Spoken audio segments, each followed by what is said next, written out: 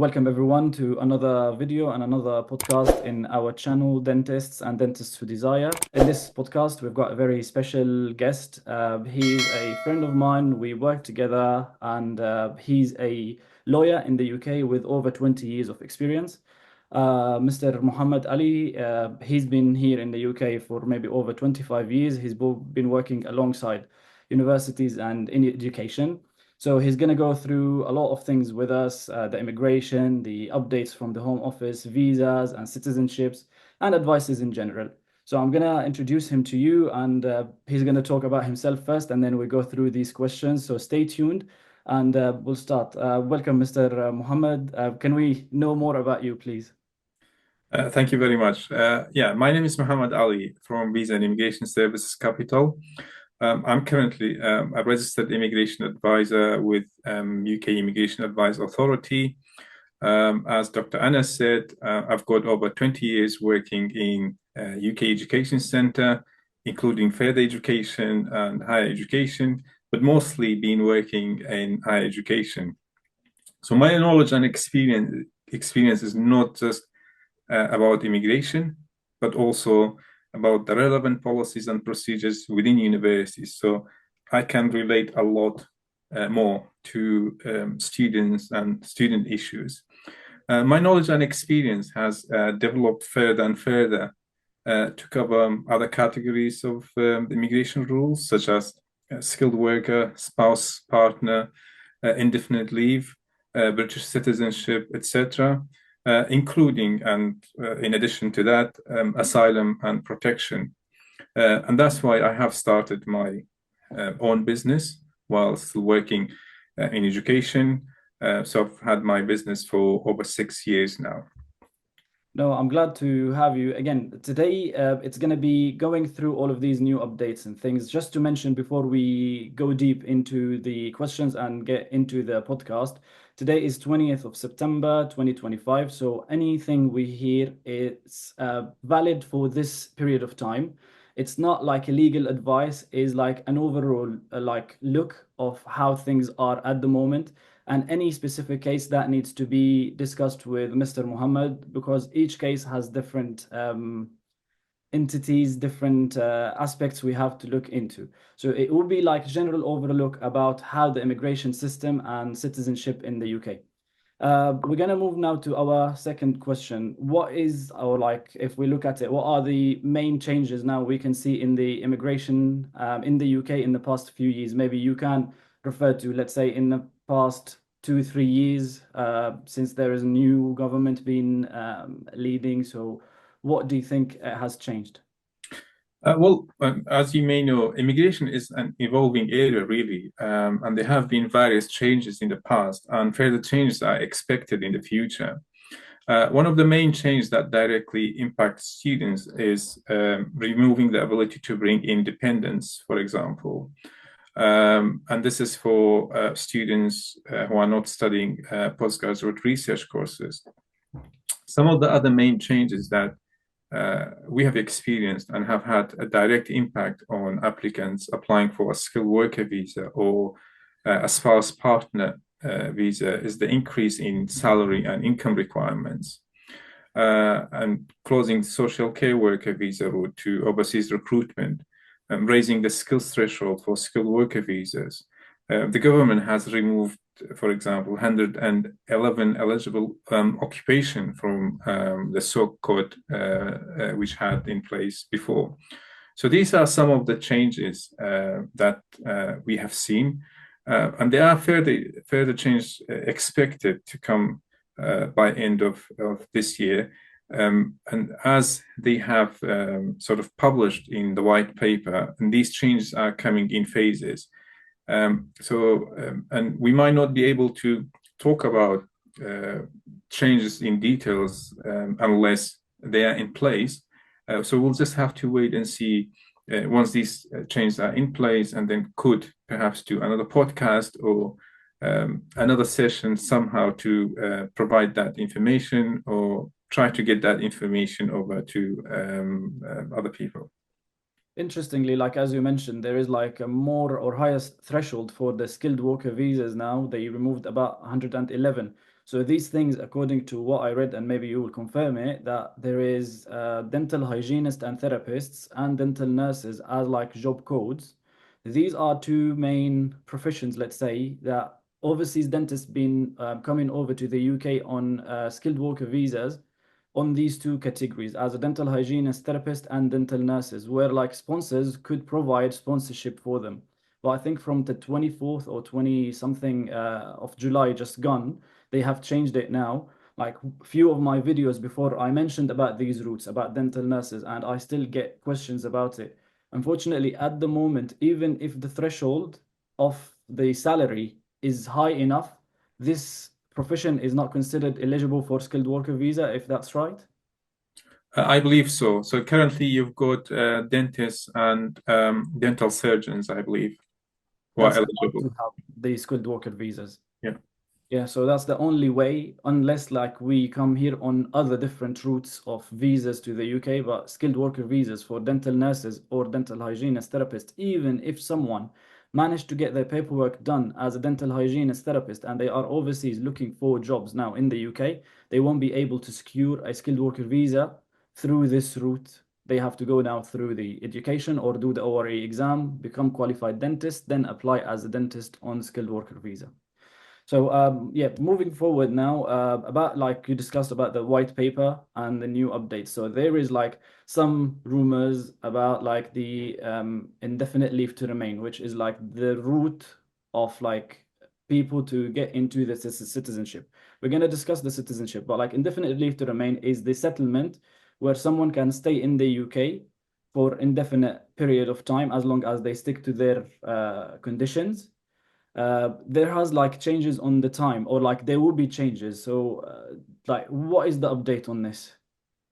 Yeah, so again, the UK government has published in the white paper or the recent white paper that they're planning to increase meeting or applying for indefinite leave to remain from 5 years to 10 years. However, we don't know the exact details of that yet. And again, unless that's in place, we wouldn't be able to provide accurate advice. And again, with any rules, although this is published in the white paper saying this is coming into force or this is a proposed rule for the future, we would like to see if there's any exceptions, for example. What if someone was a good character and has been contributing to the economy, contributing to the community, and so on? Will there be any exceptions, and so on? So we're just waiting to see once that's in place, to see the full details, and then again we can share more information on that. I had like one of my friends once he said about this, like it's fair on the British people and the government to maybe increase the period from 5 to 10 years, like for skilled workers. The reason behind that, they said like if someone is qualified as a profession as a doctor or dentist, they would like them to stay more in the country. A lot of people like looking to take the citizenship and then move to a different country. They want them to keep contributing into their society, into the health system, into the educational system, make the country better with the higher education, which is like fair, a valid point if like the government is thinking about this. And again, 5 to 10 years, time will fly. And in the UK, there's always like for someone who's passionate, they've got like goals and dreams to do. It's barely enough 10 years to get to where you want. 5 years sometimes is not enough. But again, I don't think it's unfair, and it's not yet, as you mentioned, applicable. There will be changes. We heard about it. There's discussion in the Parliament and the House of Commons, but they have not yet published it. So inshallah, in the future, we're gonna have another meeting, another podcast, or we may have like a webinar, and then we can take questions on. We may have like a clearer guidance. Now, we're gonna move forward to we mentioned earlier about the dependent visa. Now, student visas normally they apply, they get master like acceptance. Let's say we're gonna focus about postgraduate visas. So postgraduate student visa. They apply, they get an offer from the university. So to be able to apply for student visa, they have to have unconditional offer. Yeah. Which is like covering all the conditions from the university. Yeah, yeah. And then you mentioned about the dependent visa. So can you tell us more? I know it's been maybe 2 years since that has changed, but like just to put some light on the new rules. Yeah, so the dependence visa, before students doing a master's course, which was 12 months or more, were able to bring in dependents with them. And of course, if someone was a government-sponsored student, they could bring in their dependents as well. They were doing a course which was more than 6 months. Now, this has changed now. Only students who are doing a postgraduate research course can bring independence. I mean, the rules around government-sponsored students are still in place. That's not changed. So students doing postgraduate research only can bring independence. The expected change in the future is that dependents may be required to have a minimum of CFR A1 in English. So usually this is a requirement for spouse visa under the family route, but they may bring this in for dependents of students in the future. So this is one of the changes that's expected to come. And basically uplifting language requirements across the whole immigration system, in addition to unveiling a new family policy framework to the parliament. So that's sort of some of the changes that's expected. Yeah, so again, there is at the moment there is no English requirement to have as a dependent applying to come over on a dependent visa with the partner who's going to study postgraduate research, which could be either master in research or could be PhD. But any masters, so they call it level 7 RQF, this is considered master level. It should be RQF 8 or 9, I believe, to be able to apply for dependent visa if they are having like an acceptance in any of these courses. Is that right? So yes, master's courses are at RQF level 7, and PhD courses or doctorate courses are RQF level 8. And these need to be research courses. And usually PhD and doctorate course are research generally. But for masters, you've got taught masters. These are not eligible to bring independence unless they are government-sponsored students. But only research masters, whether they are government or not, government-sponsored or not. If the master's course is research course, then they are eligible to bring independence. Sure. So these students now are in the country and they are studying. They are in the UK, they are nearly finishing their masters. Either it's 1 year, 2 years, 3 years. And when they get to the end of their masters, some of them are still interested to stay, maybe to use the education they get to upgrade, to do more master studies, or to work in the UK. So there is something called graduate visa. Can we know more about it, please?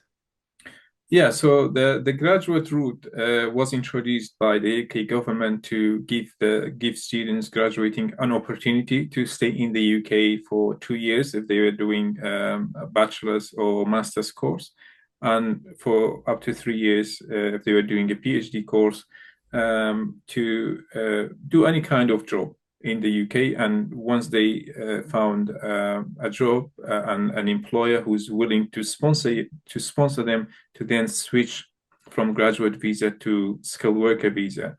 So that was the aim of this type of visa, or the graduate route.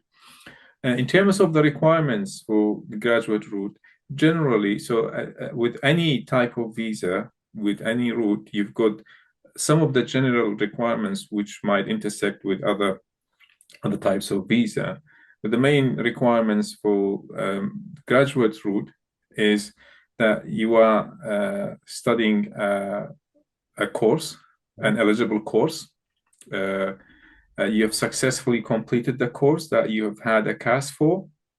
You have attended the whole course in person. If the course was up to 12 months, If the course was more than 12 months, then you have attended at least 12 months of the course in person.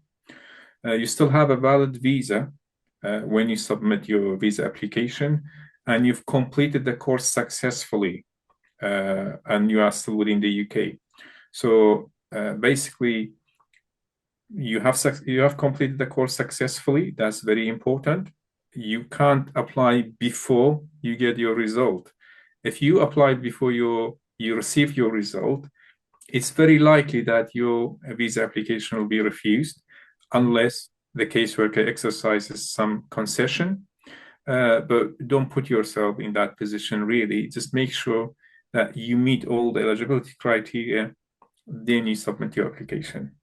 Sure. So they have to study masters or something, at least 12 months, attended the course and finished the study. Now, recently, like the student visa, when they have it, is it like valid for more than their study term? So is it like 1 year, or they give them extra few months for them for that purpose? I have like some friends who's got like their student visa, and they've got it maybe for a year and 3 months or a year and 4 months. So I think this 3 4 months is a leeway for them to be able to wait for the results and then apply for the graduate visa. Is that true? So usually, if your course is 12 months or more, you should get a visa for the period of your course plus 4 months. Mhm. And that 4 months visa, the extra visa is called wrap-up period. And usually you are expected to get your results within that 4 months. If your course is less than 12 months, then between 6 months and 12 months, you are expected to receive a visa for the period of your course plus 2 months. So Mhm. if your master's course is 11 months, let's say, then you are expected to get a 13 months visa, 11 months for your period of your course and 2 months wrap-up period. Sort of that's the policy, or that's the guidance we've got from the UKVI. Mhm. If your course is 12 months or more than 12 months, but your visa was given, the visa was given was for the period of your course and another 2 months or another month or another 3 months, I would advise that you speak to your university because there might be an error there, and you might have to ask the UKBI to rectify it, perhaps through the admin review, or see at the time if there is anything else.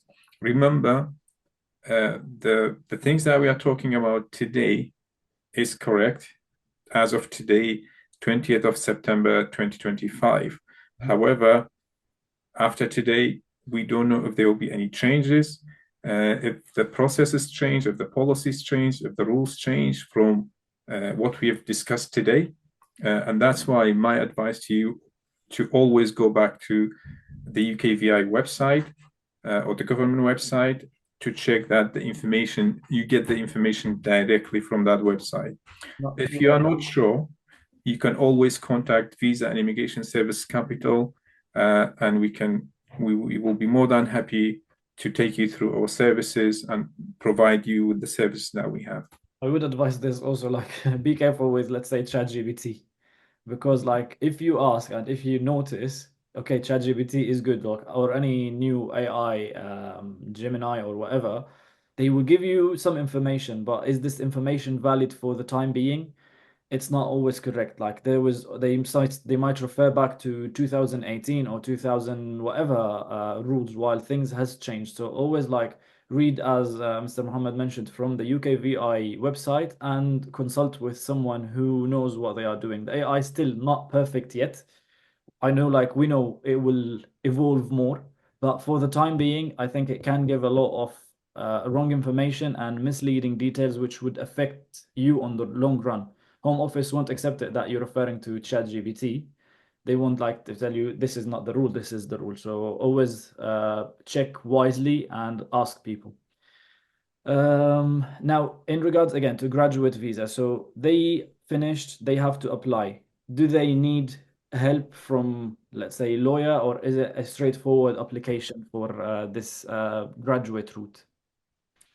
It really depends. It depends on the student's circumstances and so on. So and whether there has been any issues in the past, and if the student feel they are confident enough to submit the application and so on. I had clients in the past where they didn't even know that they're eligible for the graduate visa. So when they came and spoke to me and submitted an application for them, they were very grateful because they just didn't think they've got other options. And this is the thing. So in terms of our role here, it's not just submitting the application, but also advising on your options. And my advice to you is to always speak to your university, to your international student advice team or compliance team, or whoever is giving that advice. See what options you have after completing your course and see if there is any guidance for that or not. The graduate visa application is just a process. It's a similar process to some other applications that you do, similar to a student visa, similar to some other applications you do. But some people might feel overwhelmed by it, might not feel confident that they can submit it or complete it correctly. That's where people like us comes to it as well, and support in that case. But you can do it yourself. It's important that your university reports your successful completion to the UKVI. Once they've done that, you have to make sure that you still have a valid student visa for the course that you completed, and you are in the UK. You can then submit your application. And how long does it take for the Home Office to give them a decision back normally for this graduate route?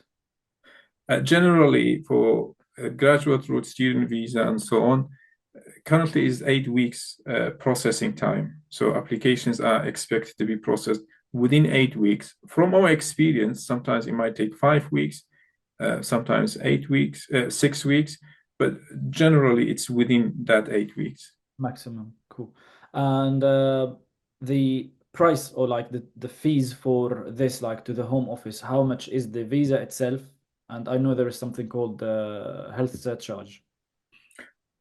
Um, I think like myself, I read it somewhere. They mentioned about like the NHS health surcharge is about 2 grand and the application itself is about 875. It's still maybe the same fees, possibly.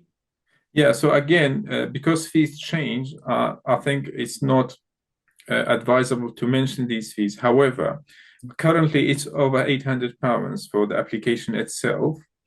And then you've got just over £1,000 for immigration health surcharge per year or per 12 months. And if you've completed a bachelor's or master's, then you are expected to apply for 2 years visa. So you're paying for 2 years.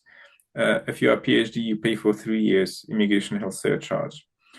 So my advice to you is when you are ready to make your application or you are planning to submit an application before time, you check the UKVI website for the current fees for your application and the current immigration health surcharge fees, because these are expected to change. For example, next April, it might change. Perhaps July next year. We don't know. And that's why it's not advisable to mention these fees for now. But please do go back to the UKVI website to check. True. And these like now we mentioned about bachelor's and master's, it's 2 years. But I had like somewhere in the news, I'm again dentist, but I read and hear things. They said that it could go down to a year and a half from January. Is that true? It's proposed, it's one of the proposed changes as well for bachelor's and master's graduates for the graduate route visa period to go down to 18 months instead of 2 years. Okay, so it's not yet, but like it could happen. When they mention something, it could like happen. And the thing in regards to the graduate route, what the student is allowed to do while they are on a graduate visa. So can they work freely? Can they be self-employed, so do their own business while they are looking for work? What is the conditions on this? Like student visa, they have 20 hours per week to work. They are allowed to do 20 hours. But like on graduate visa, what is their like, let's say, conditions and restrictions? Yeah, so if you are on a graduate visa, you can do any type of job. Usually, it doesn't have to be highly skilled job or a skilled job. However, my advice to you will be if you've graduated from a university, you've studied for so long, you've paid so much. My advice to you will be to look for a skilled job. And also the idea is, you've got this period of time to look for a skilled job, find a job, get an offer, and then switch to skilled worker route. So that's my advice to you, really. But in terms of what type of job you can do on a graduate visa, you can do any type of job. If you want to, you can be self-employed as well. Yeah.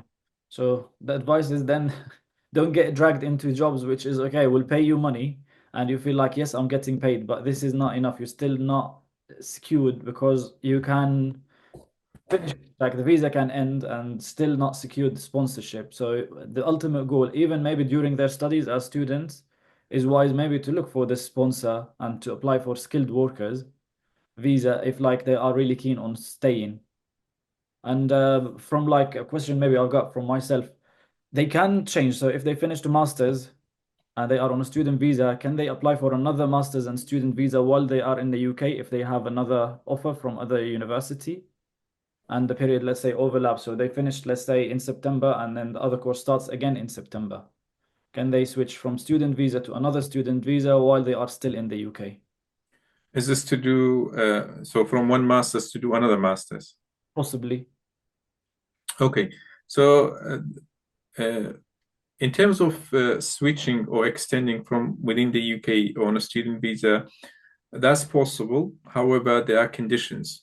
So, first condition is academic progress. You should show academic progress. You should have completed the current course that you had a visa for to then be able to switch to do another course. If the other course is the same level as the course you had a visa for, then there needs to be a justification for doing a course which is at the same level. Okay. However, if this usually when you finish a master's course, then the ideal progression or the normal progression is to do a PhD course, which is higher level. So you're going from level 7 course to level 8 course. But if you are doing another level 7 course, which is the same level, that's not a natural progression. And there needs to be justification for that.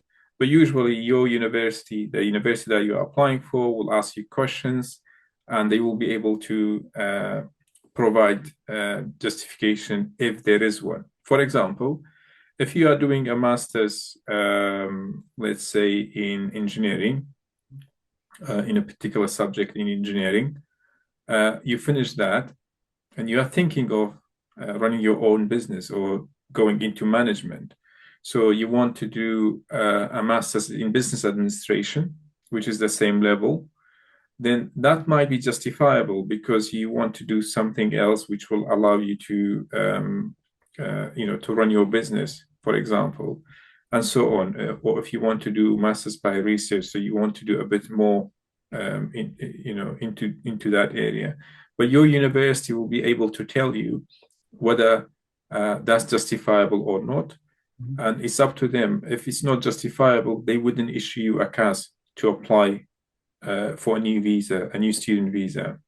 So that will stay with them depending on the information you provide, what you've done before, and what you'll be doing in the future. Sure.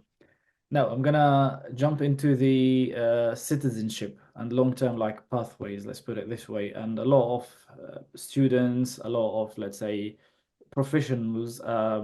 Myself, I work with dentists a lot, medical, pharmacy, pharmacists, like all of these people. And some of us, let's put it this way, are interested in like the citizenship. If they are looking to come to the UK or Germany or the US or Canada, they would always look like, how long do I need to stay in the UK or in these countries for? What are the conditions for me to be able to get the citizenship and to be a citizen in these countries?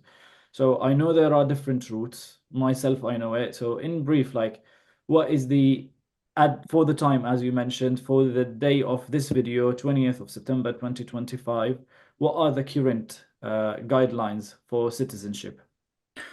So, as you mentioned, there are sort of different legal bases to qualify for British citizenship. It will take time to talk about each base. However, one of the common bases is naturalization, and this is when people have indefinite leave, usually, or permanent residency. Then you are able to apply for naturalization. And the main requirements for that, for naturalization, are that, for example, 5 years lawful residence, or 3 years if married to a British citizen, having indefinite leave or settled status, being of good character, having English language knowledge, which is at B1 at the moment. Not sure if this goes up later, and pass the live in UK test. So these are sort of main criteria for this space at the moment. And it's still according to something that someone like I read when like someone applied to the citizenship, they said it's at the end of the day is a privilege, or like it's up to the government to give the citizenship or not. Like they are not obliged, even if someone meet the conditions or like of this citizenship, they don't have to award it to everyone. And being a good character, I know a lot of people had issues like been driving like silly speeding. They had like court issues. Some of us, when we are like maybe new in the country and not aware of the rules and the immigration rules and restrictions, they can do silly mistakes that could affect them on the long run if they can even get naturalized, as you said. Yes, of course. If you're not of good character, then they wouldn't approve your application. But we have to look into the details. We have to look into the details of sort of good character requirements, and that's what we usually do. And we have to see what good character covers, for example, and whatever records this person had, whether it's covered under good character or not. Have they done something else? Have they done something to rectify that? Have they put more efforts into being a good character, a good person after having sort of criminal record, or after having an issue? So we have to look into all that, and then, as you said, it's not guaranteed. So it really depends on how the caseworker sees the information provided in support of that application. Yeah, no, of course. So this is where like citizenship itself is a huge subject. Like if we talk, we'll never end and finish. That's why, and that's where a professional help from Mr. Muhammad and his law firm comes in action. Where I think, and I would advise always, like if you are not sure, you've got something unclear or some issues in your applications, have a talk and contact Mr. Muhammad to arrange something to get things done and to play it safe, to know your rights, to know how to do the application. So citizenship, it's like it comes after like indefinite leave to remain. So they have visas, but then they apply for the indefinite leave to remain, which is the permanent residency, then they can apply for the citizenship. Is that correct? So it's permanent residency. It's indefinite leave. It could be indefinite leave to remain or indefinite leave to enter. It's permanent residency. So there should be no limits on how long you can stay in the UK at the time when you apply for citizenship, generally.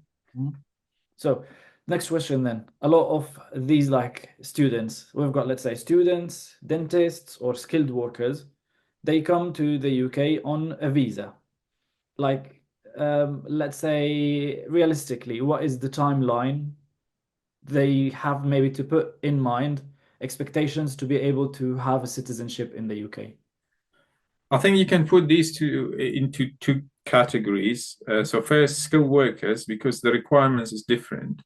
With skilled workers, for example, usually once they've been in the UK for 5 years, they could apply for indefinite leave to remain.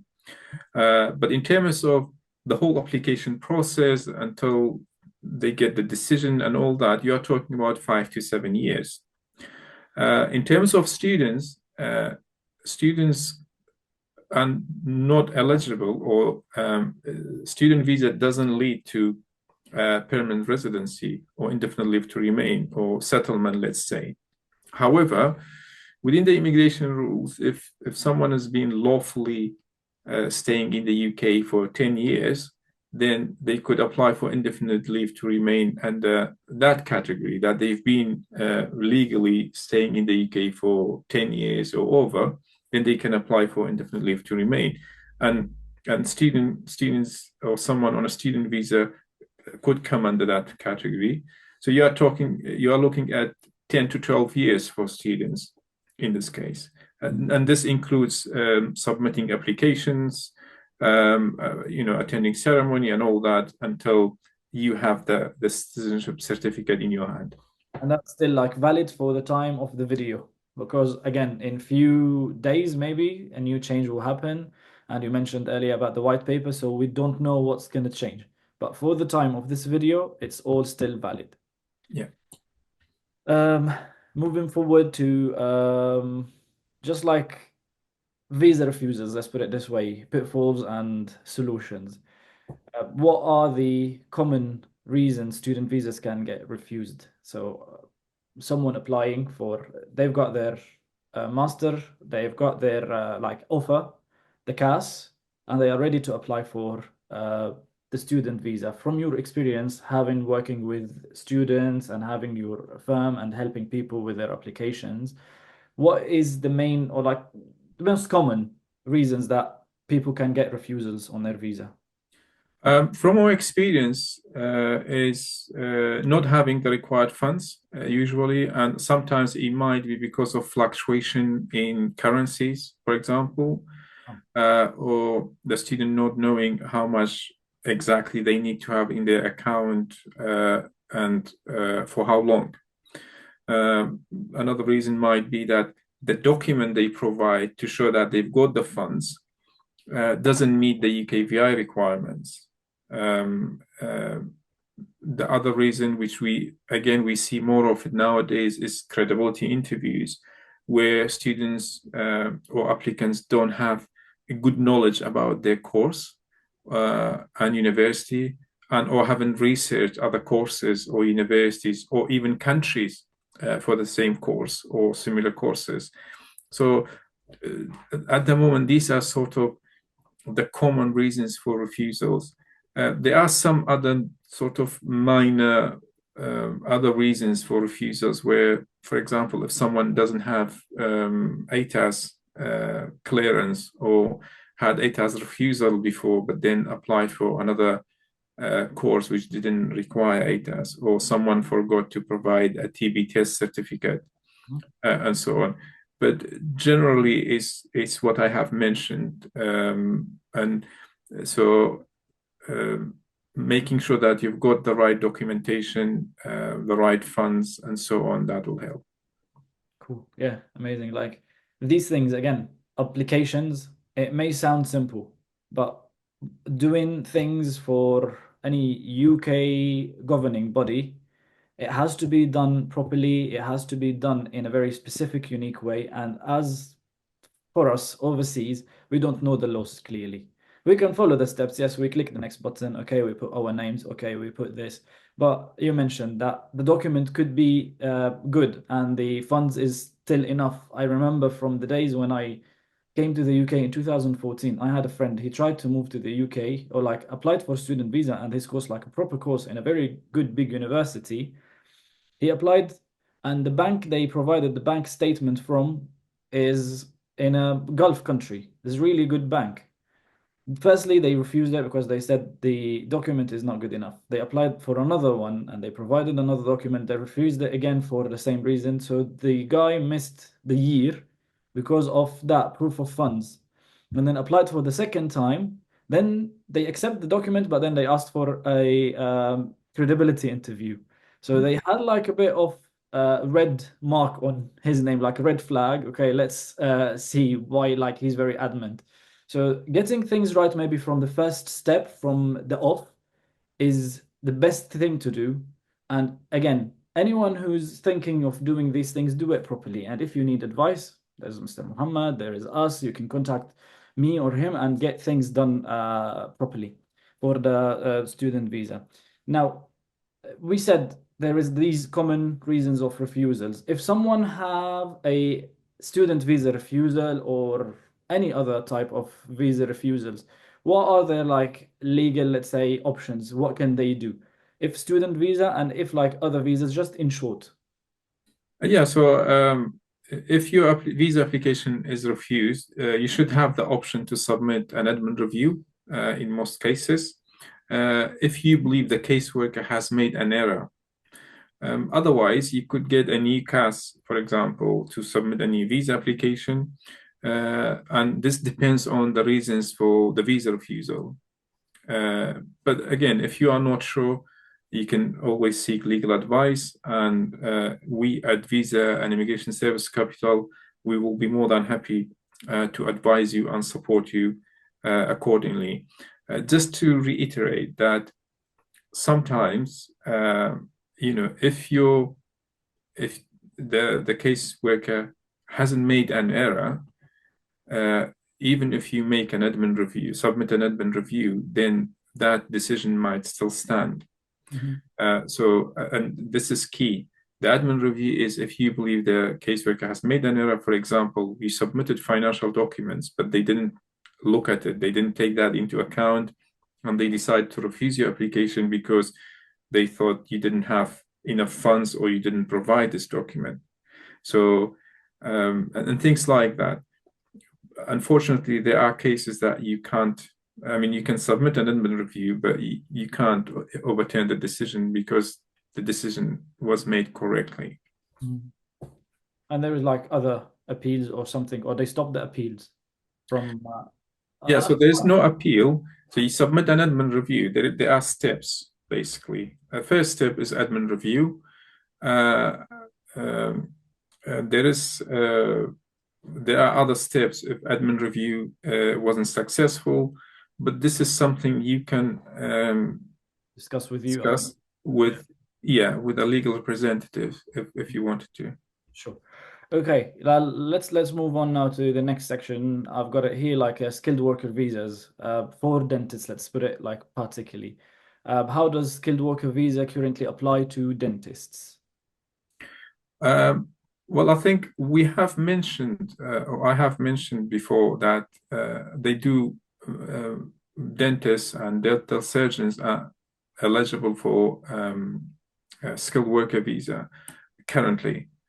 Um, I mean, they are eligible to apply under skilled worker route. Of course, this is subject to meeting the relevant requirement, including salary, qualification. What I have found that some of the key challenges for overseas dentists, Mhm. which is their qualification, or some of the qualification may not be recognized in the UK and may have to go through further assessments or testings. And I believe you can comment on this more yourself, as someone experienced in this area. Yeah, they need for first and foremost, like they have to do the ORI exam, which everyone is aware of, like people who listens to my YouTube videos and podcasts. The ORI exam, which is the exam they have to sit. Anyone graduated from any country outside the EU, they need to sit this exam to show that they are meeting the expectations of a UK qualified dentist to be able to work safely and practice dentistry in the UK. And so once they've got this, they can apply for registration with the GDC, the General Dental Council. So they'll be registered dentist in the UK. So on these bases, then the sponsors, which is practices or companies, want to have a dentist to work in their premises. They can provide this on the basis that this person is skilled. They have met the requirements from the Home Office, and then they can apply for the skilled worker visa. So I assume the sponsor or the practice will apply on their behalf, or It depends. Usually, the key thing for dentists to apply for skilled worker visa is the course, COS. Mhm. And usually, sponsors don't issue a course unless they meet all these other requirements and they do all these other checks they have, which you've mentioned in terms of registration and qualification and so on. So once they've got all that in place, then the sponsor issues the course, and that's where the applicant can submit the application. But I think it's mainly the main challenges at the beginning is these other bits before they Yeah. get your course. It is the long journey. So the course is same as the CAS. Let's put it maybe this way. CAS is for the students and course is for the skilled.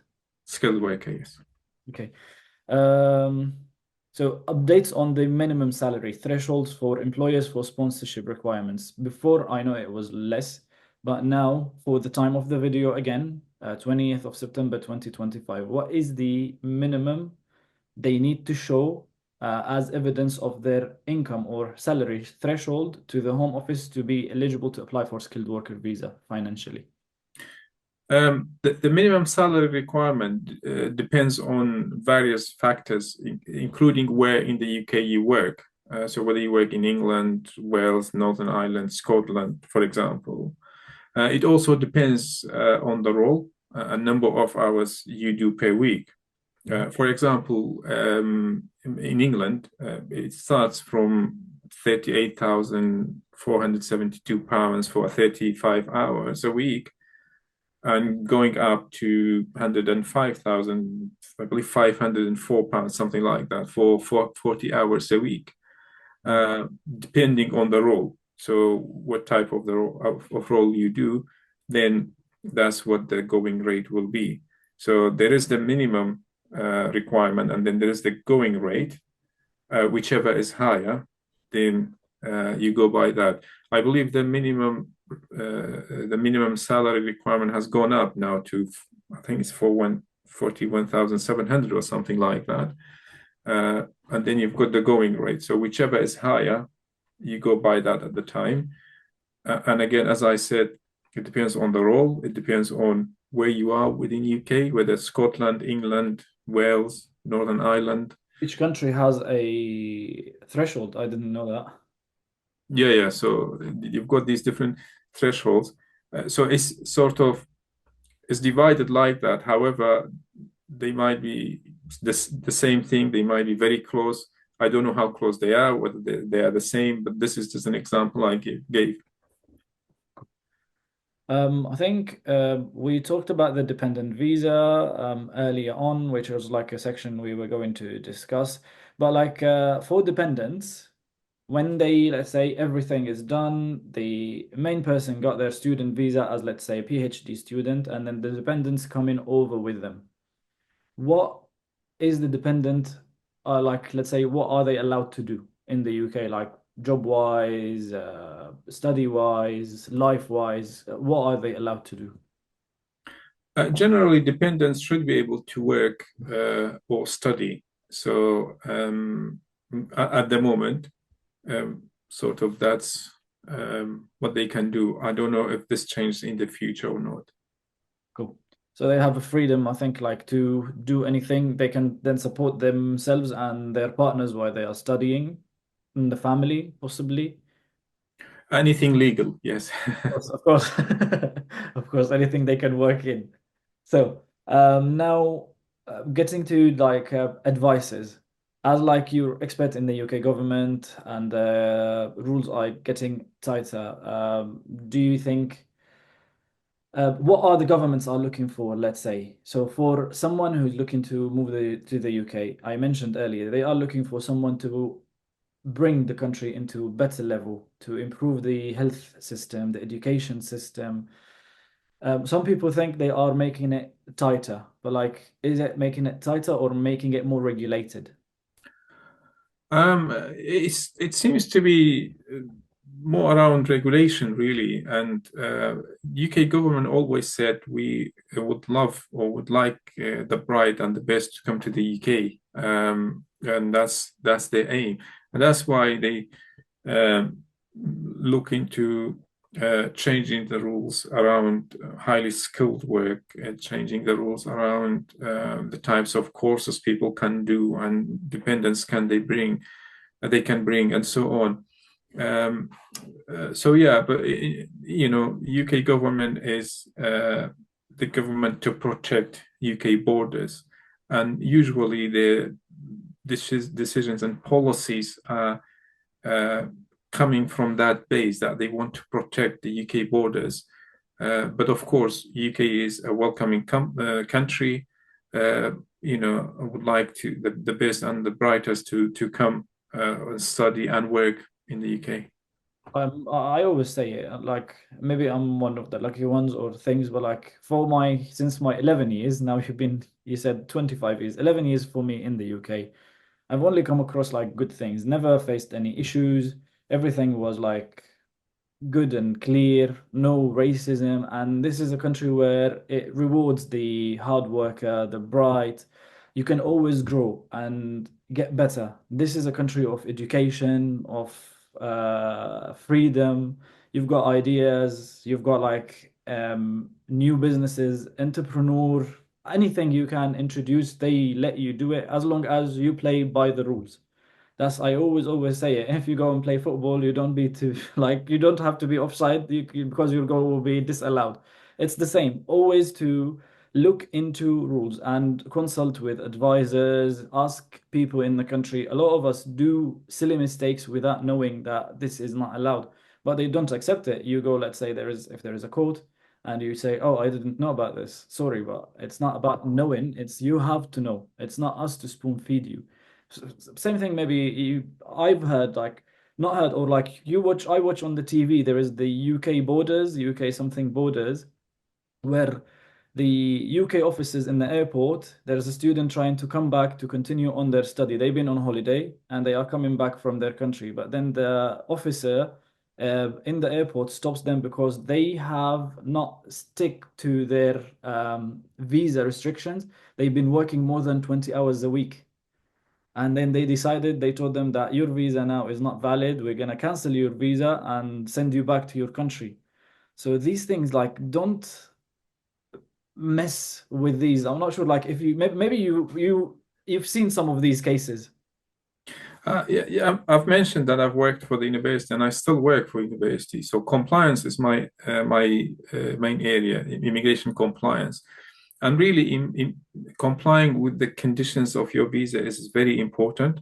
Complying with the rules and the systems of the country is very important. And that's where, again, good character comes in as well for British citizenship when we mentioned it. So if you overstay your visa, for example, Mm. that will impact or that will have an impact on future applications, whether that's an extension, switching to another type of visa, or even applying for British citizenship, falling foul of the rules, and all these things. So, as Dr. Anas said, you are given an opportunity to come to this country, whether to study or to work. You are expected to abide by the rules of the country, abide by the rules of your university, abide by the rules of your employer, and so on. So the ball is in your court, really, how you want to do things. But um, you know, complying with these rules, with these policies and procedures, can only help you and help the country as well. I always tell them like avoid being naive, read, and if you cannot find an answer, consult. This is a mistake I made maybe when I was new in the country. I didn't know like a lot of things, but no one helped. Sometimes we learn from our own mistakes and we can survive, but someone can make our life easier and our journey shorter and save us money. You may think like I'm paying for this service and this is like a lot of charge, but if you look at it on the proper aspect and perspective, it's saving you money on the long run. So advice always is important. Now, what would be your top advices for international students and dentists planning to move to the UK now, like generally? Um, generally, my advice to any applicant, really, whether it's a student or a skilled worker, is first do your research, whether you are coming to study or work in the UK. Do your research about your course, about your university, uh, um, and do your research generally. See if there are other universities, for example, providing the same course. If there are better options for you somewhere else, whether that's in another university, in another country, and all that. Uh, know about your course when you go to your interview. Make sure you've got enough information, because we've seen refusals on base of credibility interview when applicants can't answer questions about the modules they will be doing, for example, where the university is, and whether they've done any other research, and reasons for choosing that particular course or that particular university and not another university or another course, or why they want to come to the UK and not another country. Make sure you do your research. You read about these things already. And I always say, submit an application as soon as you can within the period that you are allowed. For example, as a student, you can submit your visa application within 6 months from your course start date. So start as soon as you can, so that if there's any issue, if your application has been refused, perhaps you've got time to submit an admin review, or if you go for another application, you still have time to submit another application on time to arrive by the start date of your course. Because from my experience, when students are late for their course, for example, when a course starts and then a student arrives 3 weeks, 4 weeks after that, because the university allowed them to do that, they tend to struggle. Some of the modules at the beginning are important, and it impacts on sort of your study going forward and things like that. So really, that's my advice. And make sure you've got all your documents in place before you submit your application. If you are not sure, you can always double check with Visa and Immigration Services Capital, and we will be more than happy to support you through the process. That's like I always say it. I always tell them, act early on. If you're planning for some people wake up early, like late, and finishing their study, the bachelor's they are doing in their country, and they want to move straight away to the UK. But like we don't have our graduation certificate, we don't have this, we don't have the IELTS, we don't have the money, we don't have yet anything sorted, and we want to do it in January. We have to be realistic. That's one. And two, if we're thinking, I think if like we're thinking of September next year, so now we're for September next year, who's like someone graduating now, yes, if we're acting now, that's good amount of time for us to look into courses, into universities, best thing to do. So that's where also we can support through Dentists Who Desire, our websites, our services, where we can do the consultations, advice on best universities, best courses, and when to take actions. I've got students like also last year, like dentists who moved to the UK already. One of them applied very, very early on, like from February, he started like his applications, got the offer and applied. It was like the earliest and the first one applied. Firstly, they saved themselves money not to pay for priority visa, I believe, Mr. Muhammad, which is like extra 500 or £1,000 on the application. They just submitted the application and waited, and then they can organize all their travel expenses or the timing, the hotel, the accommodation.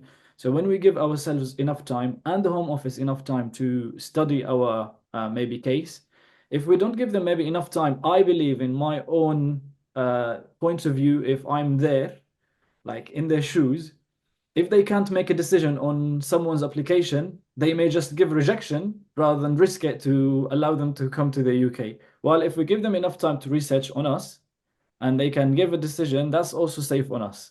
That's like, again, point of view. I'm not a legal advisor, I'm not a lawyer, I'm saying things. So this is what I think. This is really it. At the end, I think now we're coming to the end of our podcast. To mention, as I mentioned earlier, me and Mr. Muhammad know each other now, I think, for over 2 years. We worked together firstly. Now, I supported a lot of students who are interested to come to the UK, and we got help from Mr. Muhammad. With admin reviews and other type of visas. Someone already in the UK need any kind of help with settlements, with spouse visas, dependent visas, work visa, anything. I'm here. We can get you in contact. I'll put his details down in the description of the YouTube video and on Instagram when we share the video. So you can reach out to him, reach out to me. We'll be more than happy to help and support.